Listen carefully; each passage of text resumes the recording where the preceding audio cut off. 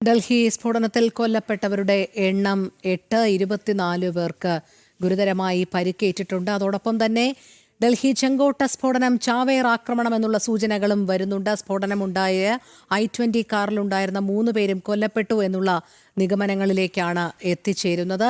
നന്ദഗോപനിലേക്ക് പോകുന്നു. നന്ദൻ, കൃത്യമായ ആസൂത്രണത്തോടുകൂടി നടത്തിയ ഒരു ചാവേർ ആക്രമണം എന്നുള്ള നിഗമനങ്ങളിലേക്ക് കാര്യങ്ങൾ എത്തിച്ചേരുന്നു എന്നാണോ അനുമാനിക്കേണ്ടത്? ഒപ്പം കാർ ഓടിച്ചിരുന്ന വ്യക്തിയുടെ ദൃശ്യങ്ങൾ പുറത്തു വരുന്നുണ്ട്. കാറിൽ എത്ര പേർ ഉണ്ടായിരുന്നു? അതുമായി ബന്ധപ്പെട്ട വിവരങ്ങൾ കൂടി ലഭ്യമാകുന്നുണ്ടോ? കഴിഞ്ഞിട്ടില്ല ഇപ്പോഴും ഈ പൂർണ്ണമായി ഈ ഒരു അതായത് ഏത് തരത്തിലുള്ള സ്ഫോടനമാണ് ഉണ്ടായത്, അല്ലെങ്കിൽ എങ്ങനെയാണ് ഈ സ്ഫോടനം സംഭവിച്ചത്, കാറിൽ എത്ര പേർ ഉണ്ടായിരുന്നു, അതേപോലെ തന്നെ ആരൊക്കെയാണ് മരണപ്പെട്ടത്, ഇത് ചാവേർ ആക്രമണമായിരുന്നോ അതല്ല എന്നുണ്ടെങ്കിൽ ഈ കാർ കൊണ്ടിട്ട് അവർ രക്ഷപ്പെടുകയായിരുന്നോ തുടങ്ങിയ കാര്യങ്ങളൊന്നും തന്നെ ഇതുവരെയായിട്ടും സ്ഥിരീകരിച്ച് പറയാറായിട്ടില്ല എന്നുള്ളതാണ് യാഥാർത്ഥ്യം. മറിച്ച് അത്തരം സാധ്യതകൾ നിലനിൽക്കുന്നു, വ്യൂഹങ്ങളുണ്ട്, അതുമായി ബന്ധപ്പെട്ട അന്വേഷണ ഏജൻസികൾക്ക് ചില സൂചനകളും മറ്റും ലഭിച്ചിട്ടുണ്ട് എന്നുള്ളത് യാഥാർത്ഥ്യമാണ്. അതിൽ ഏറ്റവും പ്രധാനം ഉമറിനെ പറ്റിയാണ്. ഉമർ ആയിരുന്നു ഈ കാർ ഓടിച്ചിരുന്നത് എന്നുള്ളതാണ് പ്രധാനമായും ഇപ്പോൾ അന്വേഷണ ഏജൻസികൾ വ്യക്തമാക്കുന്നത്. CCTV ദൃശ്യങ്ങളും മറ്റും പരിശോധിച്ചാണ് അന്വേഷണ ഏജൻസികൾ അത്തരം ചില സൂചനകൾ നൽകുന്നത്. ഏതാണ്ട് 3 മണിക്കൂർ നേരം ഈ വാഹനം ഈ ചെങ്കോട്ടയ്ക്കുള്ളിൽ പാർക്ക് ചെയ്തിരുന്നു. അതിനുശേഷം പുറത്തേക്ക് എടുത്തപ്പോൾ ഉമർ ആയിരുന്നു വാഹനം ഓടിച്ചിരുന്നത്. ഉമർ ഒരു കറുത്ത മാസ്ക് ധരിച്ചിരുന്നു എന്നുള്ളതാണ് പോലീസ് ഇപ്പോൾ വ്യക്തമാക്കുന്നത്, അല്ലെങ്കിൽ അത്തരം സൂചനകൾ നൽകുന്നത് ഇപ്പോൾ അപ്രകാരമാണ്. അത് 3 പേർ ഈ വാഹനത്തിൽ നേരത്തെ തന്നെ ഉണ്ടായിരുന്നു. 3 പേർ ഈ വാഹനത്തിൽ ഇരുന്ന് സഞ്ചരിക്കുന്ന ദൃശ്യങ്ങൾ ഡൽഹിയുടെ വിവിധ ഭാഗങ്ങളിൽ നിന്നും ലഭ്യമായിട്ടുണ്ട്. ഈ 3 പേർ ഈ സ്ഫോടനത്തിൽ കൊല്ലപ്പെട്ടോ അല്ലെങ്കിൽ ഈ 3 പേർ ചാവേറായോ തുടങ്ങിയ കാര്യങ്ങളൊന്നും തന്നെ ഇപ്പോഴും ഈ ഒരു ഘട്ടത്തിലും പൂർണ്ണമായും സ്ഥിരീകരിക്കാൻ ആയിട്ടില്ല എന്നുള്ളതാണ് യാഥാർത്ഥ്യം. ഏതായാലും ഇതൊരു ഭീകരാക്രമണമാണ് എന്നുള്ളതിന്റെ സൂചനകളൊക്കെ തന്നെ കൃത്യമായി തന്നെ പുറത്തു വരുന്നുണ്ട്. അത്രയും ഔദ്യോഗിക സ്ഥിരീകരണവും ഇനിയിപ്പോൾ സർക്കാരിന്റെ ഭാഗത്തുനിന്ന് കൂടി ഉണ്ടാകണം. കഴിഞ്ഞ ദിവസം സ്ഥലം സന്ദർശിച്ച ശേഷം കേന്ദ്ര ആഭ്യന്തരമന്ത്രി അമിത്ഷാ പറഞ്ഞത് എല്ലാ ഘടകങ്ങളും പരിശോധിക്കുമെന്നുള്ളതാണ്. എല്ലാ വശങ്ങളും പരിശോധിച്ച ശേഷം മാത്രമേ സർക്കാർ ഈ ഒരു വിഷയത്തിൽ കൃത്യമായ പ്രതികരണം നടത്തൂ എന്നുള്ളതാണ്.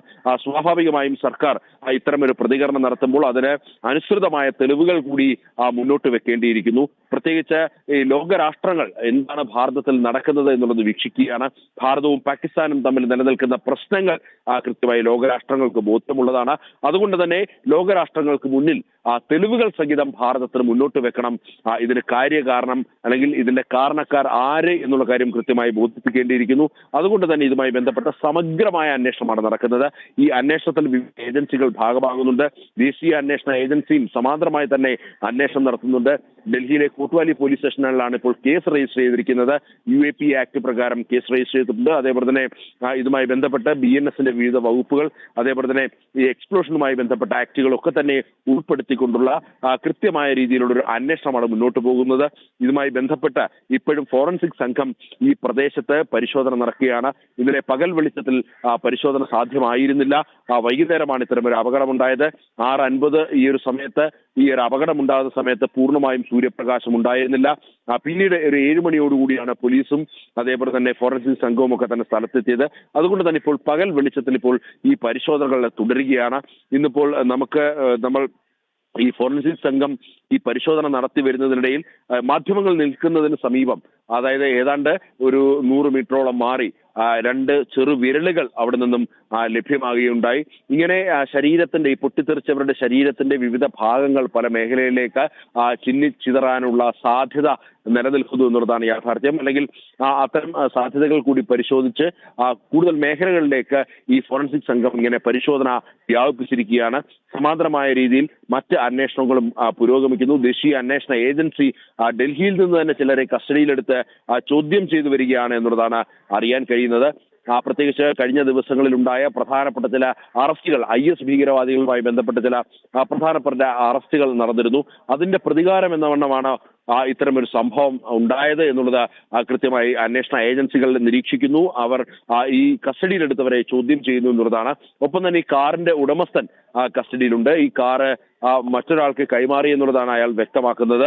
അയാളും ഇപ്പോൾ കശ്മീർ പോലീസിന്റെ കസ്റ്റഡിയിലുണ്ട് എന്നുള്ള സൂചനകളും ലഭ്യമാകുന്നുണ്ട്. മാത്രമല്ല ഇതുമായി ബന്ധപ്പെട്ട് ഇത്തരം തീവ്രവാദ മൊഡ്യൂളുകളുമായി ബന്ധമുള്ള ചിലരെ ഇതിനോടകം തന്നെ വിവിധ ഏജൻസികൾ രാജ്യത്തിന്റെ വിവിധ ഭാഗങ്ങളിൽ നിന്നും കസ്റ്റഡിയിലെടുത്തിട്ടുണ്ട്. പ്രധാനമായും അറിയേണ്ടത് ഈ കഴിഞ്ഞ ദിവസങ്ങളിൽ 7 IS ഭീകരരെ, 2 ഡോക്ടർമാരും അതേപോലെ തന്നെ വിദ്യാർത്ഥികളും അടങ്ങുന്ന 7 IS ഭീകരരെ ഫരീദാബാദിൽ നിന്നും അതേപോലെ തന്നെ ഹരിയാനയുടെ മറ്റൊരു ഭാഗത്തു നിന്നും പിടികൂടിയിരുന്നു. ഇവരെ ഇതുമായി ബന്ധപ്പെട്ട് ഇവരെ ചോദ്യം ചെയ്തപ്പോൾ ഇവരുടെ മറ്റ് അനുയായികൾ പല ഭാഗങ്ങളിലും സ്ഫോടന പരമ്പരകൾ ലക്ഷ്യമിട്ടുകൊണ്ട് പ്രവർത്തിക്കുന്നു എന്നുള്ള വിവരങ്ങൾ ലഭിച്ചിരുന്നു. അത്തരം വിവരങ്ങളുടെ അടിസ്ഥാനത്തിൽ ഇന്നലെ യഥാർത്ഥത്തിൽ വൈകുന്നേരങ്ങളിലൊക്കെ തന്നെ രാജ്യത്ത് ജാഗ്രത തുടരുന്ന ഒരു സാഹചര്യമായിരുന്നു ഉണ്ടായിരുന്നത്. ഡൽഹിയിലും ഇന്നലെ വലിയ പരിശോധനകൾ മറ്റും നടന്നിരുന്നു. എന്നാൽ അത്തരമൊരു സാഹചര്യം, അതായത് ഈ സ്ഫോടനം ഉണ്ടാകാനുള്ള ഒരു സാഹചര്യം, അത് കൃത്യമായി തന്നെ പോലീസ് വിദഗ്ധ സംഘമൊക്കെ കൃത്യമായി പരിശോധിച്ച് നിരീക്ഷിച്ചു വരികയാണ്. ഇതുമായി ബന്ധപ്പെട്ട് ഇന്നിപ്പോൾ ഈ മരണപ്പെട്ടവരുടെ DNA പരിശോധനകൾ അനിവാര്യമാണ്.